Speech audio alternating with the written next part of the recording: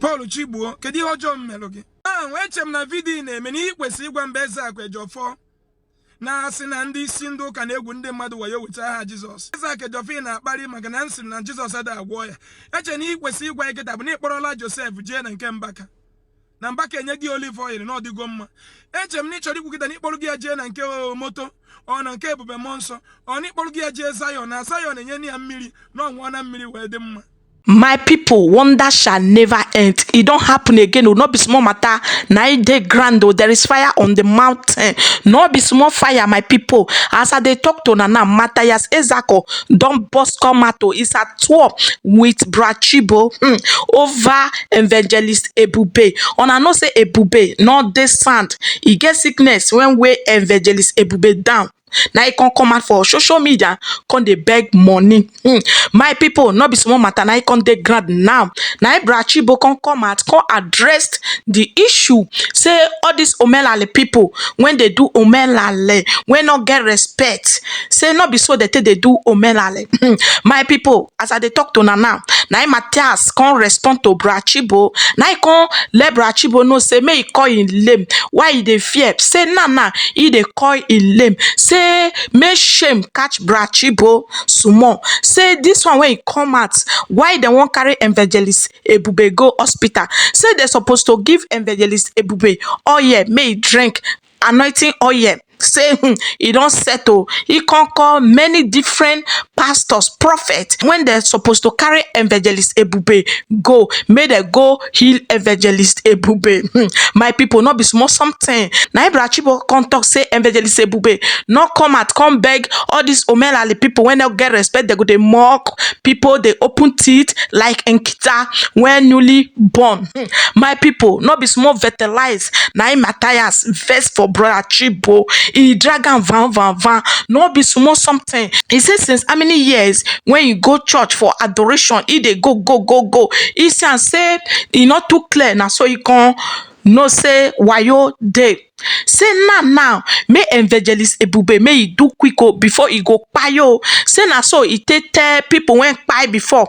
On I go hear the lame when he come measure them. Say people when pie before say they not believe him. Say even adoration father say he give that one anointing oh yeah. He pray for him. He do everything. He scam him. Now the man don't pie. He say may Evangelist Ebube may he do fast though because he don't know whether he don't get picked. Say Chigbo don't get picked no. Say may not use the future take play. My people I beg may not come be say I do analyze this video. Make una just hear everything for the horses smart. Wetin happen for inside this video. It really loud though, not be small matter. Now it dey grand though. Table break everywhere, scatter. This one so he wear kokoshu, he wear makeup. Not be small makeup oh. Not be small 10. He tie igele. Not be small head tie. Now he tie so. Make una watch the full video. Biko ejimi ihe onyonyo a wee sị ka m bịa yọọ ụfọdụ ụmụnna ndị na-efe mmụọ ọhụrụ bịa n'ala Igbo mmụọ nkewa na mmụọ mkparị nke ha na-efe ka ha hapụ nwanne anyị nwoke bụ Evangelist Ebube Joseph aka maka o nwere onye ọkpọ n'ime ha yọọ enyemaka ụmụ Chukwu ka ọ yọrọ enyemaka ndị nwere obi ọcha ndị ji obi ọma were enyere mmadụ aka ọ bụrụ ndị na-agha eze ka nkịta mụrụ nwa ọhụụ. Evangelist Ebube Joseph bụ nwanne anyị nwoke so eme ihe onyonyo na Facebook ya na YouTube. O sokwa ekwu maka ọdịmma ndị Igbo. O nwee ife na-eto ya na akpịrị akpọrọ thyroid otu o si wee kọwa. Nya bụ ife na-enyebu ya nsogbu. Some men of God nyekwa ya ego nke ọ kpọsịrị m afa ha. Wee metụ ife dị na ya. Ọ dịkatakwa nya bụ ife wee bidokwa nyewekwa ya nsogbu. O wee bụrụzie nọ ife aya emerụ operation. Mụ na ya na-aba akpago. Ụmụ Chukwu etinyego aka n'ife gbasara ya na ọ pụtara online na-ayọba ego bụ mgbe amabara n'ụdị ife a na-eme ya na onye kwu ebe na-egbu ya mgbe achọba amụte ya. Wee na-ayọ ndị na-efe mmụọ mmakpọ ha ndị omenala maka anyị ma na omenala Igbo ada ebute nkewa nke o ji ebute mkparị. Ndị na-efe mmụọ nkewa na mmụọ mkparị na mmụọ nkwutọ biko wepụ n'aka ebe nwanne anyị nwoke nọ. Unu ifele megbuo Chigbo, ifele megbuola Chigbo, ifele megbuola Chigbo, Mande na kolo yaka ifele megbola Chigbo. Ifele megbuo Chigbo. Ihere megbola Chigbo. Mande na kolo yaka. Ihere megbola Joseph. Ihere megbola Joseph. Ihere megbuo Joseph. Mande na kolo yaka. Paul Chigbo ifele megbuo gi. Inanu. Powa mafa. That has no ways. What a many bad intention of anybody. I'm only trying to save you and your unborn children. And you know the gospel truth I'm preaching. But because Christianity cannot excel where there is no oppression. Christianity cannot excel where there is no poverty. Christianity cannot prosper where there is no lies and deception. That is why you join hands to deceive our people and to lie to our people with a slavery book called by Bro Paul Chigbo. Kedi na-ese mụ na gị. Kedu ihe ọjọọ mụ ebe Ezeaku mere gị ji buru m iwe n'obi? Ọkwa maka na mpụta True Igbo Love Themselves Charity Foundation na-alụ ọnụ since 2018. Mgbe ịgwa ndị Igbo eziokwu na m agwọọla more than 6,000 people ọya. Na enwenughị onye Jizọs gwọrọ ọya. Na enwenughị ogwere onye mkpojere ụlọ ọgwụ asị na free na-eme ya. N'ihe na-egbu ndị Bible ignorance na onwere Jizọs na-agwọ ọya. Onye ya alụ ya jewe ụlọ ọgwụ na alụ mmadụ adụ ka ntutu isi adị mmadụ n'isi. Oto ikpọọ ya. Isi nwanyị kanka oje na dressing saloon dozie anya otu aka ọ gansị gị niile dị nke mebie you need ikpe ekpere nwa ọgwụ need ije waba ọjị n'ibe onye omenala wee nwa ọgwụ onwe ọ gansị gị mere affect doctor na-enye nye gị lab emere gị prescribed ọgwụ ya anwụ inwere ya na dị ọgwụ with the normal dose the sickness will disappear once it is curable disease but once it becomes incurable disease being you president of America you will die nwa adebe ya nwụrụ because no one incurable cancer. Dollar kunyere nwụrụ. Because no one incurable cancer. Paul Chigbo, kedu ihe ọjọọ mmelo gị? Now, echem na video na-eme na ikwesị ịgwa mba Ezeaku Ejiofor na asị na ndị isi ndị ụka na-egwu ndị mmadụ wayo weta aha Jizọs. Ezeaku Ejiofor na-akparị maka na nsị na Jizọs ada agwọ ya. Eche na ikwesị ịgwa iketa bụ na ịkpọrọla Joseph jee na nke Mbaka. Na Mbaka enye gị olive oil na ọdịgo mma. Echem na ịchọrọ ikwukịta na ịkpọrọ gị ya jee na nke moto ọ na nke Ebube mmụọ nsọ ọ na ịkpọrọ gị ya jee Zion na Zion enye ya mmiri na ọnwụọ na mmiri wee dị mma. Ọ bụrụkwa na ọgwụ nwanne preach ka ije why nu ji wee bụrụ hypocrite why nu ji egbulu mmadụ why nu ji bụrụ ndị why nu ji dị impọ na alụrụ ala ọnụ na anaghị atọ ka sugar pre I don't want to have any sweet man to please anybody even ma agwa gị bụ eziokwu eziokwu na-ewe onye isi ojii iwe. Oh, if you're a black man, a structure go nyoji with a Bible that truth can never sweet a black man unless you lie to a black man, defraud a black man to their earlier grave. Echete nwanyị anyị na-ebi na flat mgbe nna gbabọghị mmụọ ọgọnna. Reverend Father bịara inye olili ikpeazụ. Nwanyị nọ n'ụlọ ya gide ya nwụọ, di ya nwụgo, ego adịghọ. Reverend Father bịara inye olili ikpeazụ na flat ebe mbi mgbe nna gbabọghị normal street na Mkpọ. Mana Reverend Father no one day kpọpụta nwaanyị a n'iru Holy Cross Catholic Church ka atọrọ ego na Mkpọ. O menwughị ya. Mana onye alụmoto were mmiri ori mmiri ha ndị slave master jikwa wa anyị mgbe gboo were ebe gbacha nwaanyị nye oriri ikpeazụ na oke nye oriri ikpeazụ nwaanyị gbatị aka ubie nwunyu anya na ebie.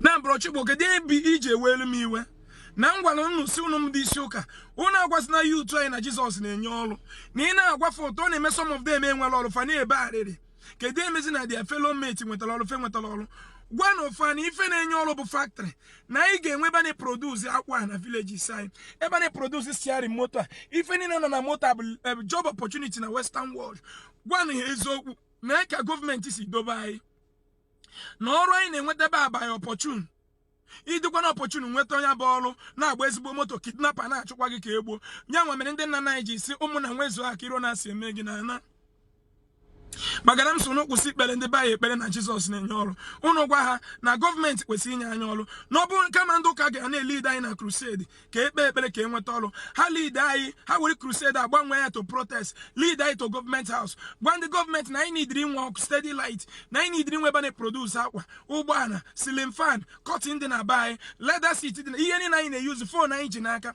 no ife abịa ị ga-ewepụ the whole Nigeria youth out of the street nyefe ọrụ gwa ma bụ ihe ọjọọ mmerụ ihe ọjọọ mere gwara nso unu jiju ndị bayi jebe ụlọ ọgwụ na unu bụ ndị pastọ na ndị fada na unu ewelego olive oil gbuchie ndị bayi so ijere onye olive oil i bros minister of God na inye ọzọ Ebube olive oil Bro Paul Chigbo.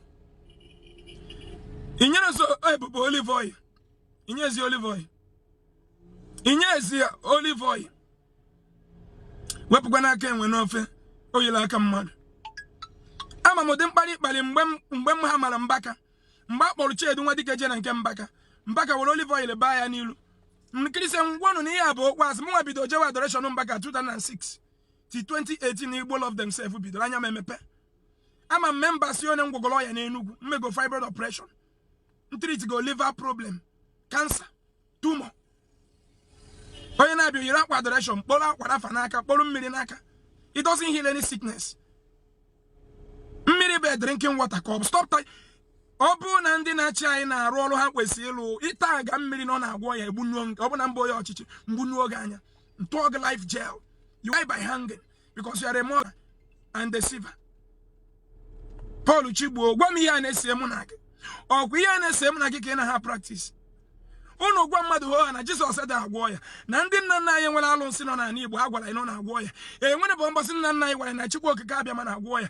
Ihe a gwara anyị na Chineke otu a Chukwu si wee invest mmadụ healing agụ na ọla na egwusi na ọgbọnọ onye ọya agụ ya bụrụ jee rie ofe egwusi rie akpụ ọ dị mma otu a ka o sikwa invest healing na herbs dị iche iche isiwa gị nwụọ ọgwụ dị mma afọ gị na-enye nsogbu ime nwụọ ọgwụ dị mma.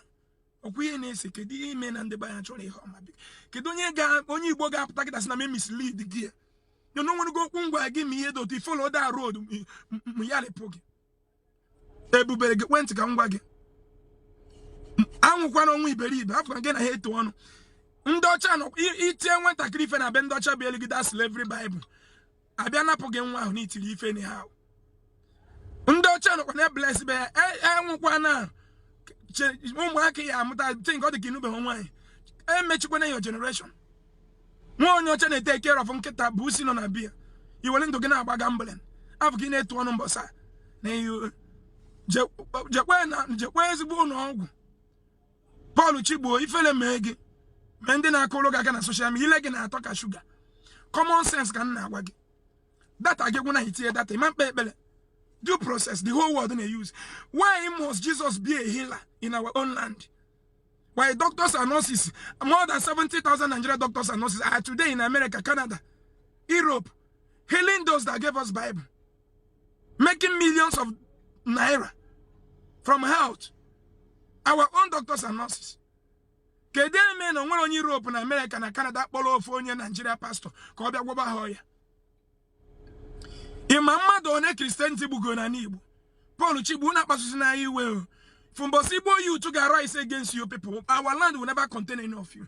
But in Igbo, obum Igbo mepe anya, mana kiti bugolebu, kandi dindu na Igbo. Paul Chigbo, unu edrugo na Ebube jewu unu ọgwụ kịta maka na unu fere na Facebook. Paul Chigbo, ima mmadụ na-enwe thyroid problem and office ya. Na-enwere access to that Facebook. Na village gị. Ima ụmụaka ụna na mụ na Igbo na-enwere ike. Within 3 weeks, ọ na ha nyụrụ nsị ha nwụnyụ anya. Any dream ha surgery wepụta eriri afọ ha n'afọ ozugbo ka asị godo n'afọ na anyụ nsị before ekwezo ụga esi kpọwa ike ma how many cases na-abịa n'ọfịs anyị ide obi na-agba m njọ ma m chete ụdị ọmarịcha obi nwere maka ọdịmma ụmụnne anyị fa na-ezuzu ezuzu ife na-akpọ okwu gị ji ezuzu na ịgụtara Baịbụl nne gị na nna gị edeho afọ nna nne na gị ada karịzie nwanne gị Ezeaku were anya mfụ na-eme ka ịdị mma. Paul Chigbo ifele mee gị ifele mee gị na eke mee gị n'oye mee gị n'afọ mee gị na mkpọ shame you deceivers. Echere m na ịkara ịgwa m nkịta na unu ekpe na-eri ekpere ọ dị mma so ofu na ọgwa na advocate kere ndị be anyị jewe si ndị ụka rụtara na free hospital gwa anyị bụ youth na anyị ji ego ọkwa ihe akpọlitere mmụọ m ji wee kpọkọta ọgbakọ omenala bụ ụzọ eziokwu na ndị be anyị si na ihe ekpere ịga aga na-ekwe aka ịcha aja na anụ gbaa ajọ ọsọ agba ya ajụ egbe ọgbakọ omenala bụ ụzọ eziokwu anyị na-akụ ụda akụkọ akịta onye nwe thyroid na memba ya enwe time bịa we'll just take you to hospital make surgery dị mma. Ụmụ nwaanyị niile dị ime na-abịa dị ha na-aga operation free na amụ nwa free na-eji atlanta free. Kedu ime na ndị be anyị achọrọ ihe ọma? Kedu ka the whole western world ga-esi welu production of item made to please man were create a job opportunity eradicate poverty na ben na ha niile ị na-agụrụ ụmụnne m Bible ka poverty si n'ezinụlọ ha na. Are you kidding me? kedu udo bi ọjọọ unu nwe ị na-asụ ụmụnne m na-eme Zion na ihe ọ na-alụ ọrụ gwogwo ọfụcha na fanjo mechaa gịnị mana itinye generator na Zion is follow the due process m nwa na-efolo go gas bụ ya bụ microphone nwere nke ga-eje ekpere solve mana problem ụmụnne anyị gọọmenti ga-asọvụrụ gị na-asị ya na Zion na-agwọ na gị eticha na gị aba gị ọgaranya mana ego ha na-atụ ka gị nwa ji bụ ọgaranya nwere aka ọrụ hey shame to you nwanne bịa join omena na bụ ụzọ ezo ha ga-egbu gị kpọkwanụ m nkịta ka ngwụ na ezigbo ụlọọgwụ ga-eje kpọkwanụ m ka ngwụ na ezigbo ụlọọgwụ ga-eje ga-eme Joseph operation before na-egbufe nwatakịrị Joseph don't play with your generation enwe m ụmụaka 6 ụmụ nwoke 5 ofu nwaanyị Chigbo nwere nke ya ama ọmịmụtago nke gị close kwa na destiny gị Christianity kwa ịnwụọ ifu na iwu ngwa nwanne adaghị nwa ga-enyi gị na ndị iche apịagodo gị ụtarị na-ekpali ife n'ụwa ọkụ mmụọ nke ndị iche ka ya eje ife nwaanyị ụdị anyị mere operation amakwa what it takes nwaanyị anwụchana ama m ihe anyị nụrụ ọgụ dịka dike dị mbụba jee one of the super hospital ha ejere mee ya the surgery kpopụta ya thyroid n'onu yes one of the most risky surgery on this earth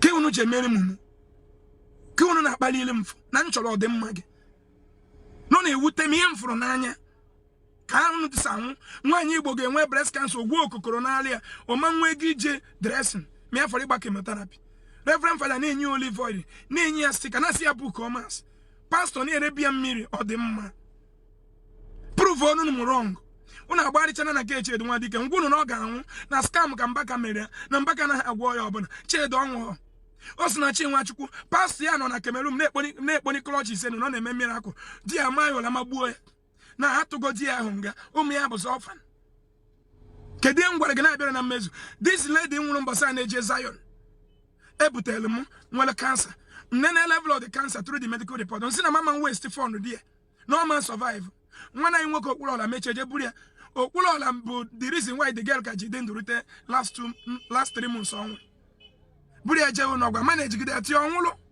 because it is incurable cancer health to the very simple na-eme health ndị be anyị onye afọ ya toro isi na-enyere ya poison ime enye mmadụ poison inyenugo mmadụ poison gị nwa na-ekiri m ife na-egbu unu bụ normal sickness enwere bụ onye ndụ jere ụlọ ọgwụ asị na poison mepee na anya ụmụ Chukwu mepee na anya anyị ga na-emerefa anyị emerigo Paul Chigbo na nka anyị na ha agba gị 10-0 na nka anyị ka ya emerikwu gị enwere ka ọ bụrụ gị nwa na onwe gị Paul Chigbo ka ofe ya ya dị echi onye ọbụla ka nsị ka ọ na-anọgide ma ya nwere ike ya mata any moment cancer nwere ike ya m liver problem kidi normal thing ọ bụrụ nke m ejila ego ya nnaba deelu m welu nabala onwe m dani mmadụ deceive m na Holy Ghost ga-agwọ m meche nwụrụ ihe a bụ mmadụ ịma ọkụ mmadụ mgbe ọ dị ndụ ma ọkụkwa ya ma mgbe ọ nwụrụ anwụ kụnye n'ime ugbo omenala bụ anyị ga na-emerifa na-aga n'iru maka eziokwu aka anyị dị ọcha ihe m na-ekwu mbọsọ na nchere Igbo echiche ọjọọ ka m were anaziri mmiri mana ọ bụrụ na ihe m na-eme bụ ka nwa Igbo dị mma dịka m nwa dịka ụmụ m ka ụmụaka gị ka anyị deceive ya ka ụmụaka gị dị mma ka ụmụaka nke m mma dịka echi maka na echi adịghị agwa agwa ka ọ dị